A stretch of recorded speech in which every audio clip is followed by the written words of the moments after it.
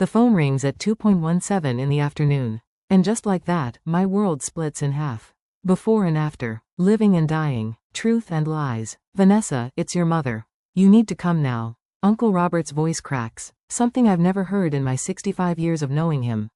She's had a heart attack. They're working on her at St. Mary's. My fingers go numb. The coffee mug slips. Shatters against the kitchen tile. Dark liquid spreads like blood across the white floor. Tom. I call out, my voice echoing through our too big house. Tom, I need you. He appears in the doorway of his home office, wireless earbuds in place. Annoyance etched across his face. I'm on a call. My mother had a heart attack. I need you to drive me to St. Mary's. He sighs, that familiar dismissive exhale that's been grinding away at my soul for 23 years. I've got the Peterson merger meeting in 30 minutes. Can't you take an Uber? The coffee spreads, seeping into the grout lines between tiles. I watch it create patterns, little rivers of brown that remind me of the veins on my mother's hands. My mother is dying. I say each word precise and sharp. And you're worried about a meeting? Don't be dramatic, Vanessa. Your mother's always been healthy as a horse. He taps his earbuds. I need to get back to this call. Something snaps inside me. Maybe it's the last thread of pretense, or perhaps it's just my patience. You know what? Never mind. I'll drive myself. That's my girl, he says, already turning away. Always independent. My hands shake as I grab my keys. The coffee remains unpainted across the floor. A modern art installation of my shattered afternoon. I leave it there, a testament to this moment. The drive to St. Mary's is a blur of red lights and horn blasts. My phone buzzes repeatedly. Aunt Margaret, Emily, Uncle Robert. I can't answer. Can't split my focus between driving and the reality waiting at the hospital. I find a spot in the emergency parking, crooked across two spaces. Let them tow it. Let the whole world burn down. My mother needs me. The emergency room smells like industrial cleaner in fear. Uncle Robert stands by the intake desk, his normally pristine suit wrinkled, his silver hair disheveled. Where is she? I ask. He pulls me into a hug that feels like surrender. They're still working on her. Margaret's back there. They only allowed one person. Tom? He asks, looking over my shoulder. Meeting, I say. The word tastes like acid. Uncle Robert's jaw tightens. He's never liked Tom, though he's been too polite to say it outright. Of course he is. A doctor appears, still wearing surgical gloves. There's blood on his scrubs. My mother's blood. The world tilts sideways. Mrs. Mitchell, he asks. I'm not unable to speak. I'm sorry. We did everything we could. The words wash over me like ice water. Uncle Robert's arm tightens around my shoulders, holding me upright as my knees buckle. Would you like to see her? The doctor asks gently. I shake my head. Not yet. I want to remember her alive, laughing in her garden last Sunday. Telling me about her new rose bushes. Telling me I deserve better. Telling me it wasn't too late to start over. My phone buzzes again. Tom's face appears on the screen, probably calling to ask about dinner plans or complain about his meeting. I silence it without answering. Emily's on her way, Uncle Robert says softly. She was in class when Margaret reached her. I nod, still staring at my silent phone. 23 years of marriage, and my husband couldn't be bothered to drive me to my mother's deathbed. The thought settles in my chest like a stone. Heavy with certainty. Mom was right. It's not too late to start over. Emily bursts through the emergency room doors like a whirlwind. Her dark hair wild, mascara smudged beneath her eyes. She looks so much like me at her age that for a moment I forget to breathe. Mom. She crashes into me, and I hold her tight, breathing in the familiar scent of her strawberry shampoo. I got here as fast as I could. Is Grandma? I shake my head against her shoulder. She stiffens, then pulls back to look at me. Where's Dad? The question hangs between us like a razor wire. Before I can answer, Aunt Margaret emerges from the corridor, her face drawn in pale. She takes one look at us and opens her arms. Emily hesitates, glancing at me again. He had a meeting, I say quietly. The Peterson merger. Emily's expression shifts: confusion, then understanding, then something harder. She's seen this before countless times. The missed birthdays, the empty chair at her graduation, the perpetual excuse of work that always seems to matter more than family. Of course he did, she mutters, turning to accept Aunt Margaret's embrace. Uncle Robert's hand finds my shoulder. The doctor needs some paperwork filled out. He says gently, why don't you let me handle that? I nod, grateful. Forms and signatures feel impossible right now, like trying to solve complex equations while drowning. My phone buzzes again. Tom's message lights up the screen. How's your mother? Meeting ran long. Ordering takeout for dinner. Emily reads the message over my shoulder and makes a sound. Half laugh, half sob. Seriously? Grandma just died and he's asking about dinner. Emily, I start but she cuts me off. No mom, don't defend him, not this time. She runs her fingers through her tangled hair. A gesture so like her father it makes my chest ache. You know what? I'm done pretending everything's okay. Grandma always said. She stops abruptly, tears welling in her eyes. What did she say? I asked, though I think I already know. She said you deserved better. That we both did. Emily wipes her eyes roughly. She was right. Aunt Margaret moves closer, her voice low and steady. Helen worried about you, Vanessa. She saw what this marriage was doing to you. Even if you couldn't, or wouldn't, Uncle Robert adds quietly. The truth of their words settles over me like ash. 23 years of making excuses, of smoothing things over, of pretending Tom's indifference was just his way. 23 years of watching my mother's concerned looks, of fielding her gentle suggestions about therapy or separation. My phone buzzes again. Another message from Tom. Should I wait dinner for you? Emily makes that sound again, but this time it's pure disgust. She grabs my phone and types rapidly before I can stop her. Emily, don't. Too late, she says, handing the phone back. Someone needed to tell him. I read her response. Mom's mother just died. Don't wait up. Better yet, don't wait at all. The 3 dots appear immediately, showing Tom is typing. Then they disappear, reappear, disappear again. Finally a single message. We'll discuss this attitude when you get home. Discuss what? Emily's voice rises. The fact that his wife's mother died and he couldn't be bothered to show up? That he's more concerned about dinner than supporting his family. Lower your voice, sweetheart. Aunt Margaret says, but there's approval in her eyes. A nurse approaches, clipboard in hand. Mrs. Mitchell, we need to discuss arrangements. The word arrangements hits me like a physical blow. My mother is dead, and my husband is worried about takeout. The absurdity of it all threatens to overwhelm me. I'll help, Emily says firmly, taking my arm. We don't need him for this. As we follow the nurse, I realize Emily's right. We don't need him. Maybe we never did. My mother's last words to me echo in my mind. It's never too late to start over, sweetheart. Never too late to demand more. I squeeze Emily's hand, feeling stronger than I have in years. Tom wants to discuss attitudes. Fine. We'll discuss plenty when I get home. Starting with divorce papers. The funeral home smells like artificial flowers and secrets. I sit at the mahogany desk, staring at Mom's life insurance documents, while the funeral director drones on about payment options. Something's wrong with the numbers, but my grief-addled brain can't quite grasp what. Mrs. Mitchell, he says, sliding another form across the desk, will need the initial payment today. The policy information your husband provided seems to have some discrepancies. Discrepancies. The word feels wrong in my mouth. The policy appears to have lapsed 3 months ago. The room tilts slightly. That's impossible. My mother never missed a payment in her life. He clears his throat. According to our records, the automatic payment stopped when the account was closed.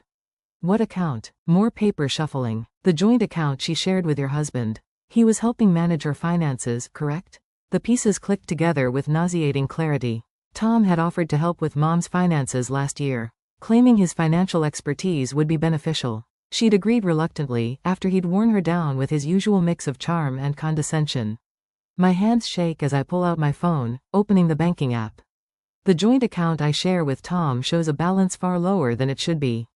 I start scrolling through transactions and my stomach drops.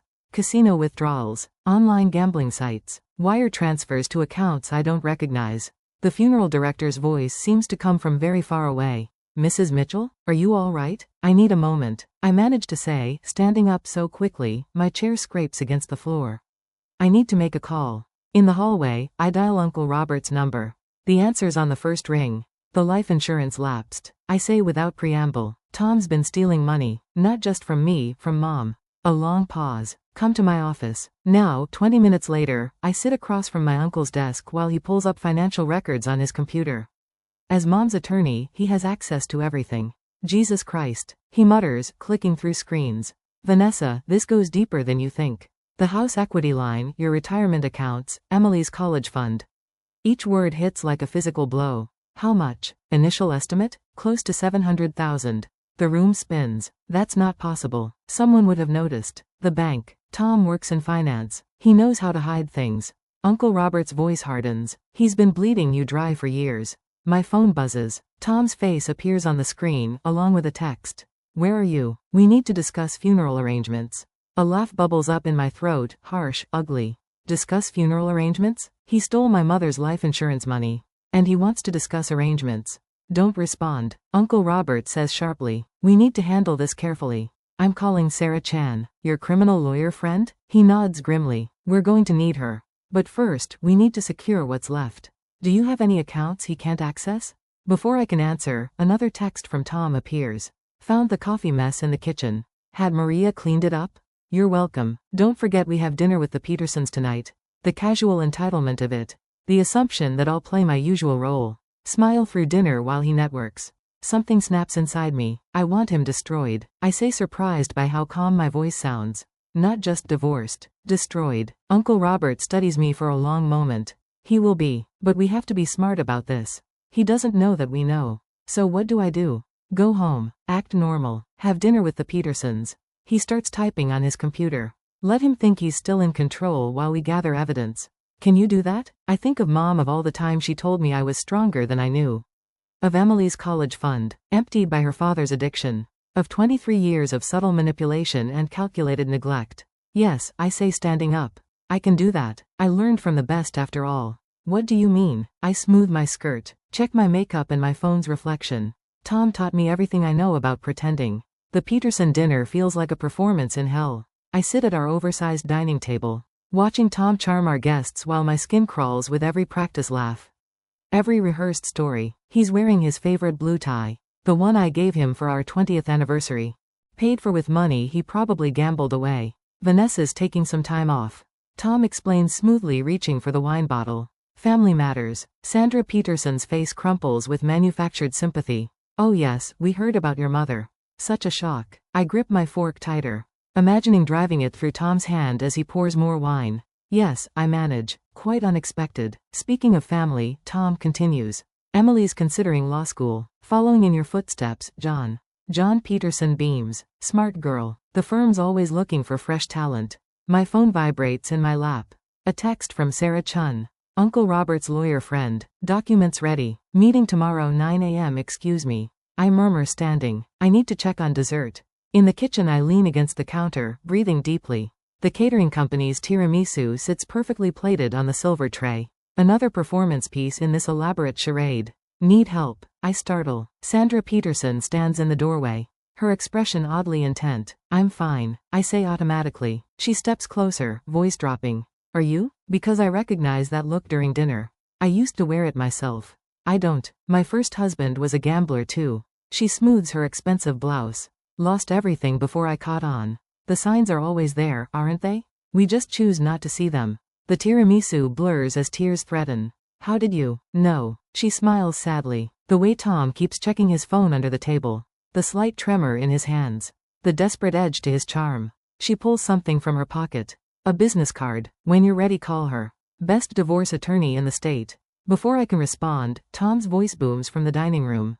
Ladies, we're dying of dessert deprivation out here. Sandra squeezes my arm and helps me lift the tray. As we return, I catch Tom sending another furtive text. His jaw tight with tension. Later, after the Petersons leave, Tom loosens his tie.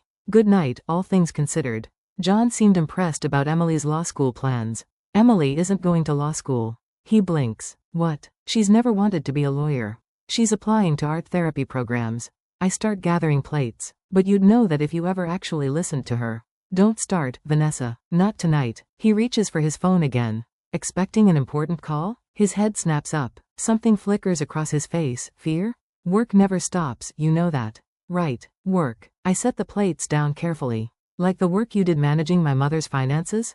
The color drains from his face. What are you talking about? The life insurance policy lapse, Tom. Funny timing, considering all those casino withdrawals from her account. He recovers quickly, switching to his patronizing smile. You're upset about your mother. You're not thinking clearly. Why don't you take one of your pills in? I'm thinking very clearly. I pull out my phone, show him the banking screenshots. $700,000, Tom. Did you really think I wouldn't find out? His facade cracks. I can explain. The market's been volatile. I had to make some temporary adjustments. Save it for your lawyer. He grabs my arm as I turn away. Don't threaten me, Vanessa. You have no idea what you're doing. Who do you think pays for this house? Your clothes? Your entire lifestyle. I look at his hand on my arm, then into his eyes.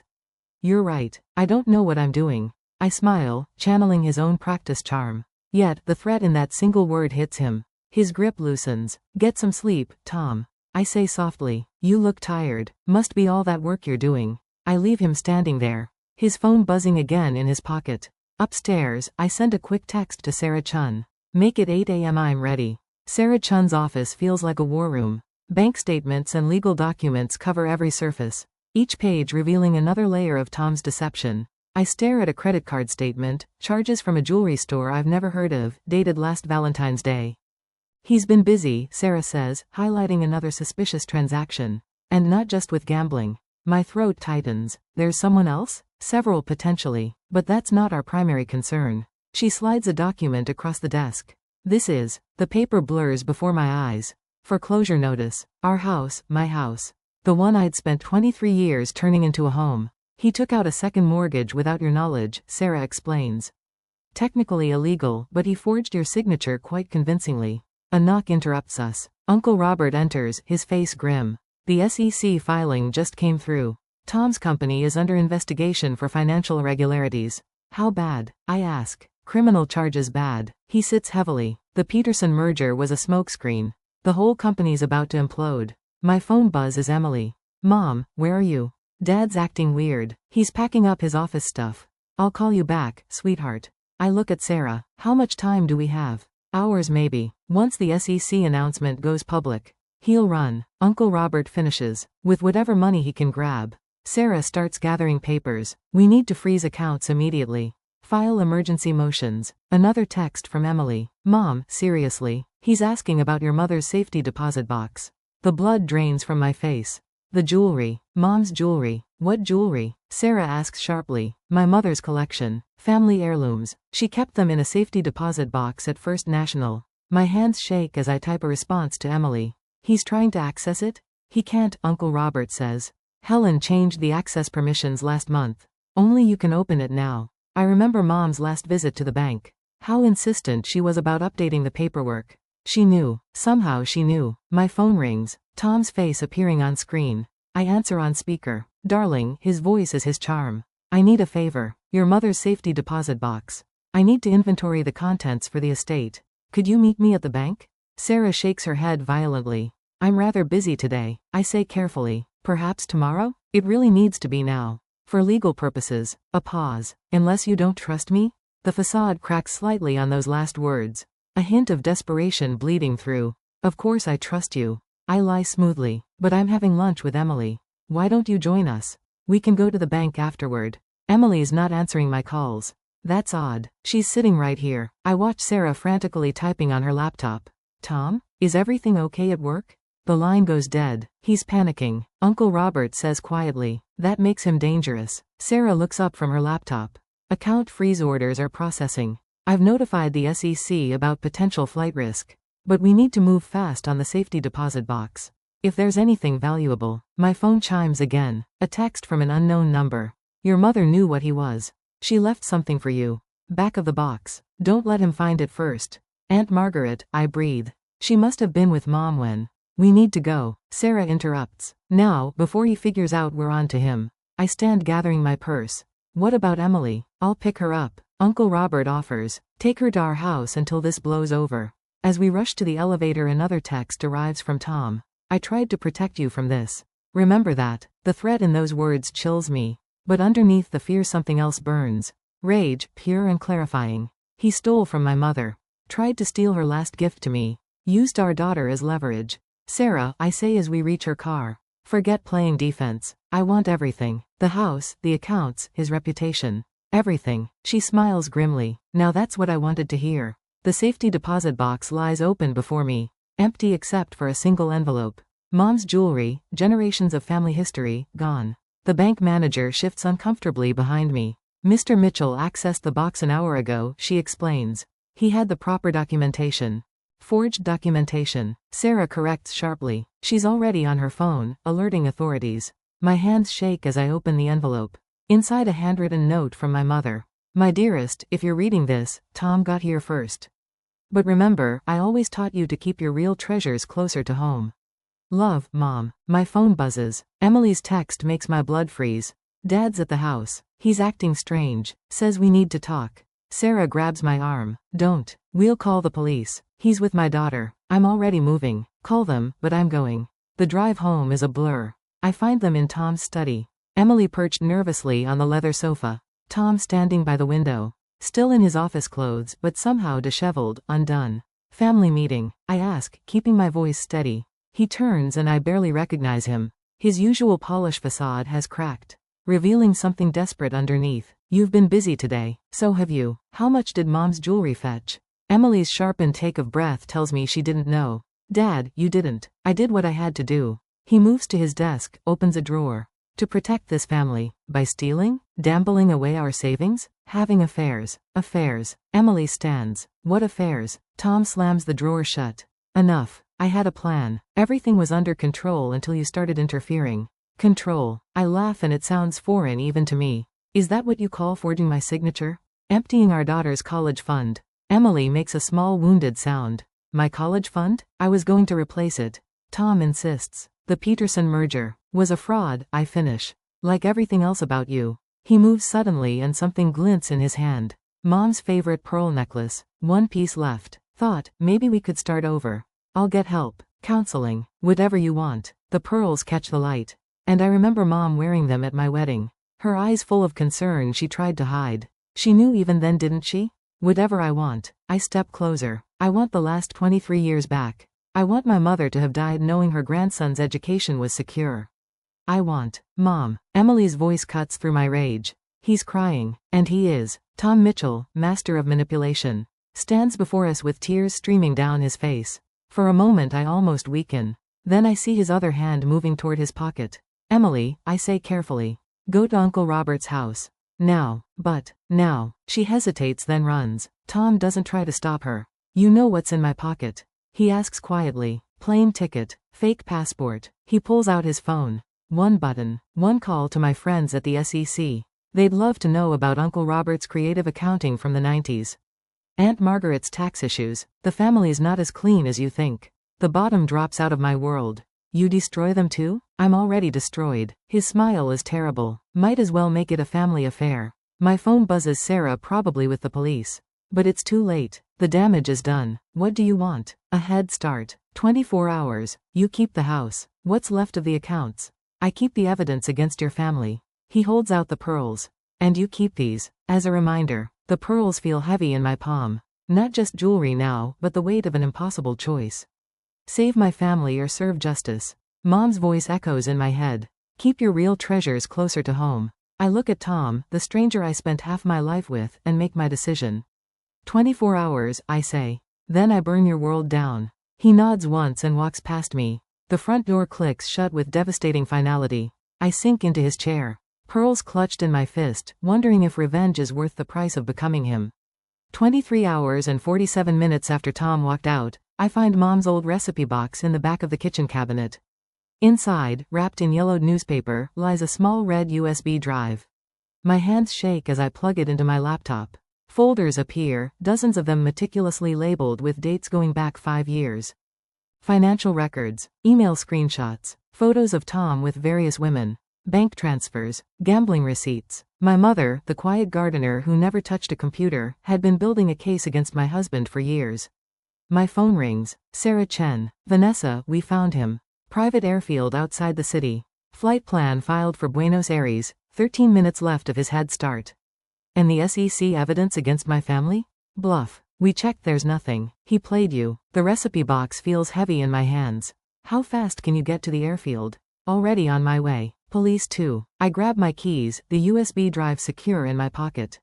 Tell them to wait. I need 5 minutes with him first. The private terminal is small, lit by fluorescent lights that make everything look sickly. Tom stands at the counter, arguing with the clerk. He's wearing the same suit from yesterday, but somehow he's aged a decade. Problems with your flight? I ask. He spins, face twisting. You're early. Mom always said punctuality was a virtue. I hold up the USB drive, along with keeping good records. The color drains from his face. What is that? Everything. Mom knew what you were doing. Every transaction, every affair, every lie. I step closer. She was protecting me all along. The jewelry in the safety deposit box? A trap. She knew you'd go for it first. He lunges for the drive. I sidestep easily. He's not as quick as he used to be. It's over, Tom. SEC agents are outside. Police too. You promised 24 hours. His voice cracks. You're just like me, breaking promises when it's convenient. No. I set Mom's recipe box on the counter. I'm like my mother, patient, thorough, and done with your games. He laughs a hollow sound. What do you want? Money. I can get more. I want you to know what it feels like to realize everything you built was a lie, that someone you trusted was watching, waiting, collecting evidence of every mistake. His face hardens. You really think you can survive without me? You're nothing but a housewife with what? A daughter you gambled away the future of? A mother who outsmarted you? A family who actually loves me? I open the recipe box. Look inside. He hesitates, then peers in. Among the recipe cards lies a single sheet of paper, Mom's last bank statement. The one showing her real account, with enough zeros to make his eyes widen. She left everything to me, I say quietly, the day before she died. Almost like she knew what was coming. You bitch. He grabs for the box, but freezes at the sound of doors opening behind us. Time's up, I say, as Sarah Chen enters with 2 FBI agents. Oh, and Tom? The pearls were fake. Mom sold the real ones years ago to pay for Emily's secret trust fund. They lead him away, his protests echoing through the terminal. Sarah squeezes my shoulder. You okay? I look down at the recipe box. Generations of family wisdom. Love disguised as instructions for pot roast and apple pie. Mom's final gift wasn't the money or the evidence. It was the reminder that real strength comes from protecting what matters, not destroying what hurts you. I'm better than okay, I say, closing the box gently. I'm free. Outside, the sun rises over the airfield. Somewhere across town, Emily is safe with Uncle Robert and Aunt Margaret. Probably making breakfast and planning her future. A future secured by a grandmother who saw everything and said nothing until exactly the right moment. Mom always did have perfect timing. The garden blooms exactly as Mom planned it. Late autumn roses climb the trellis, their deep red petals catching the morning light. I kneel in the soft earth, transplanting the seedlings she started in her greenhouse. Her last project, now mine to finish. Emily appears beside me, 2 steaming mugs in hand. The prosecutor called. Dad took the plea deal. I accept the coffee, breathing in its warmth. How do you feel about that? Honestly. She settles onto the garden bench. Relieved. No trial means no more secrets coming out. No more pretending. The morning paper lies folded on the bench. Tom's guilty plea relegated to a small column on page 6.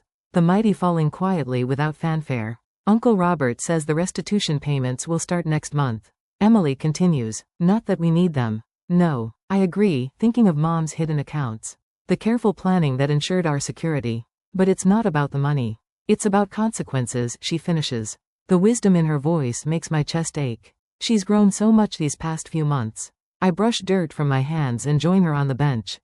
I found something in Mom's study last night. I think you should see it. From my pocket, I pull out a small envelope. Inside a photograph. Emily, at 5 years old, perched on Mom's lap while they plant marigolds. Behind them, partially hidden by the greenhouse door, Tom stands watching. His expression a mix of confusion and something like fear. She knew even then, Emily says softly. Didn't she? She knew a lot of things. I touch the photograph gently, including how to play the long game. A car pulls into the driveway. Emily's new boyfriend, Michael, right on time for Sunday brunch. He emerges carrying a folder of tax documents. Research for Uncle Robert's case against Tom's former business partners. Emily stands brushing off her jeans. Speaking of long games, Michael found something interesting in Dad's old company records. Want to hear about it over breakfast? I watch her walk toward him, confident and purposeful. She has her grandmother's steel beneath her gentle exterior. A quiet strength that doesn't need to announce itself. The morning mail sits unopened on the kitchen counter. On top, a letter from the prison where Tom awaits sentencing. I don't need to read it to know what it contains. More explanations, more justifications, more attempts to rewrite our history. I feed it into the garden shredder, letting the pieces scatter across Mom's flower beds as mulch. She would appreciate the symbolism, turning poison into fertilizer, decay into growth. Inside, Emily and Michael spread papers across the breakfast table while Aunt Margaret pours coffee. Uncle Robert peers at financial statements through his reading glasses, making notes in the margins. Look at this, Michael says as I enter, pointing to a highlighted section. The pattern goes back further than we thought. There are others involved, bigger players. I should feel triumph, knowing we've uncovered more evidence. More ways to ensure justice.